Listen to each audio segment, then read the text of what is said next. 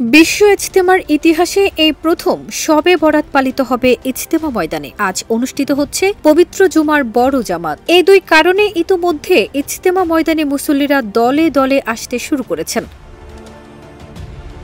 ধারণা করা হচ্ছে এই ইজতেমায় শবে বরাত যুক্ত থাকায় লাখো মুসল্লির সঙ্গে শবে বরাত পালন করতে মুসল্লিরা বেশি করে আসছেন। ইতোমধ্যে মাওলানা সাদের দুই ছেলে ময়দানে এসেছেন।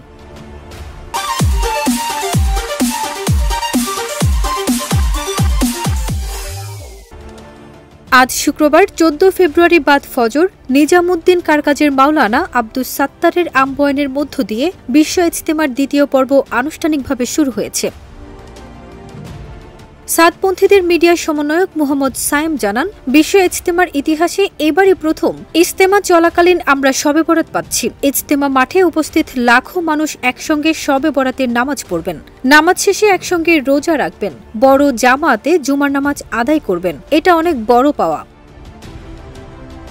ইতিহাসে এবারই প্রথম শবে বরাতের রজনীতে অনুষ্ঠিত হতে যাচ্ছে বিশ্ব ইজতেমা। দেশ বিদেশের কয়েক লক্ষ মুসল্লি আজ রাতে টঙ্গীর তুরাগ তীরে ইজতেমা ময়দানে একসঙ্গে পবিত্র শবে বরাত পালন করবেন বলে জানা যায়। পবিত্র ও মর্যাদাপূর্ণ এই রজনীতে ইজতেমার মুসল্লিদের মাঝে বাড়তি এক আবেগ কাজ করছে।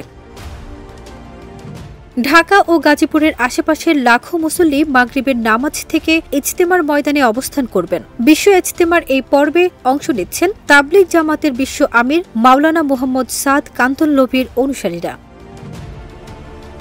ফারজানা নিকিতা, দেশ রূপান্তর।